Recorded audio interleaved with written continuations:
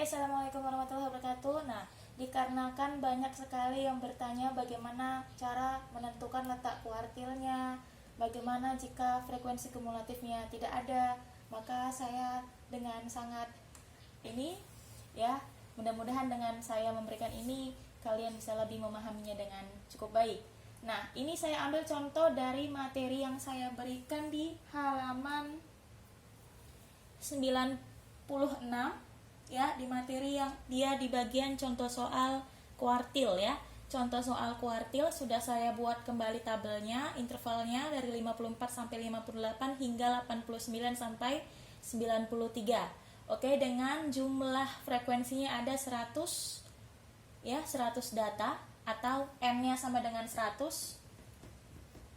Nah, pertanyaannya jika kita ingin menentukan kuartil pertamanya, Bu. Nah, langkah pertama adalah pastinya kita tentukan terlebih dahulu frekuensi kumulatif ya. Seperti yang sudah dibahas pada materi minggu lalu, frekuensi kumulatif itu dari 8 tambah 10, 18, 18 tambah 14, 30, 2, 32 tambah 20, 50, 2, 52 tambah 23, 70, 5, 75 tambah 18 itu berapa? Ayo.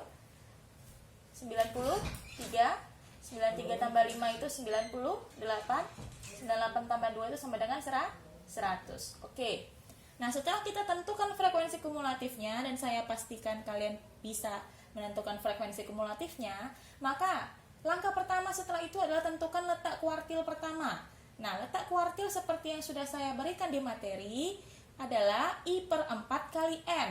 I per 4 kali N. Dasarnya di I per 4 kali N. Karena di sini permintaannya adalah kuartil pertama, maka I itu dirubahlah menjadi 1 karena permintaannya 1 kuartil pertama. Maka 1 per 4 dikali N. N kita punya ada 100. N kita punya ada 100 sama dengan 100 dibagi 4. 100 dibagi 4 sama dengan 25. Maka kita tentukanlah data ke-25 yang terdapat pada frekuensi kumulatif. Nah, adakah 25 di 8? Nggak ada, ya. Adakah 25 di 18? Nggak ada. Di sini 18 kita mintanya 25. Adakah 32 di dalamnya 25? Iya, ada, karena di sini data paling tingginya atau data tertinggi pada interval 64 sampai 68 adalah 32 dan 25 itu ada di dalam 32. 25 itu ada di dalam 32. Sehingga letak kuartil pertama ada pada interval yang ini ya, 64 sampai 68. Kenapa 64 sampai 68? Karena 25 itu, data ke-25 itu berada di dalam 32. Berada di dalam 32. Nah, setelah kita dapatkan intervalnya, maka kita tentukan terlebih dahulu tepi bawah kuartil pertama. Nah, 64 itu adalah batas bawah. 68 itu adalah batas atas. Nah, tepi bawah kuartil pertama bagaimana cara menentukannya, Bu? Oke, tepi bawahnya itu menentukannya adalah 64 dikurang 0,5. Maka tepi bawah kuartil pertama akan menjadi 63,5. Oke, 63,5. Kita sudah dapatkan itu. Nah, langkah kedua, setelah kita dapatkan interval, setelah kita dapatkan tepi bawah kuartil pertama, apalagi yang kita perlukan yang ada pada rumus menentukan kuartil? Yakni frekuensi kumulatif sebelum kuartil pertama. Nah, frekuensi kumulatif sebelum kuartil pertama.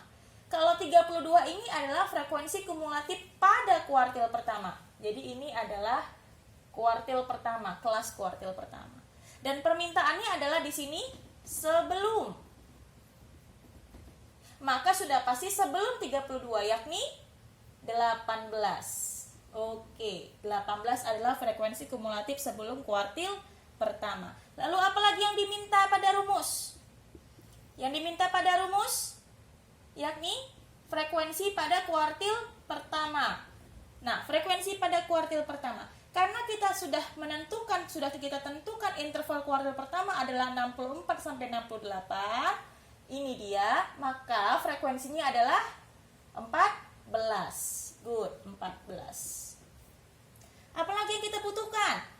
Yang kita butuhkan lagi, Bu, apalagi panjang kelas. Nah, panjang kelas ini banyak cara menentukannya. Bisa dengan menggunakan tepi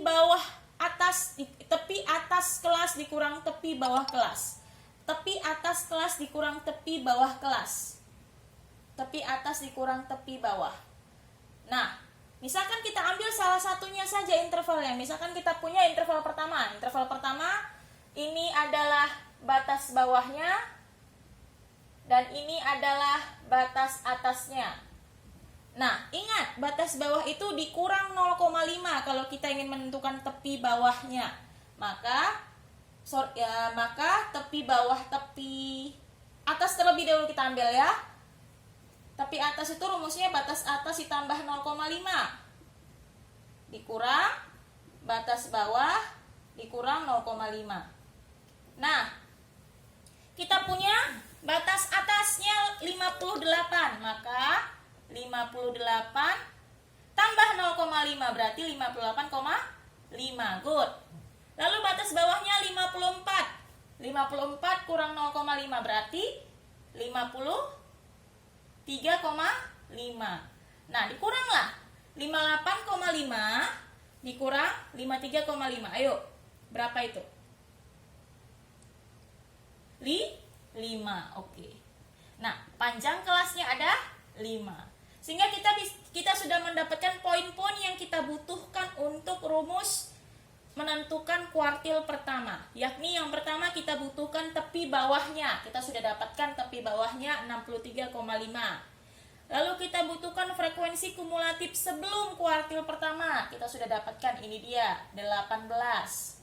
Lalu kita butuhkan lagi frekuensi pada kuartil pertama. Kita dapat berapa? 14.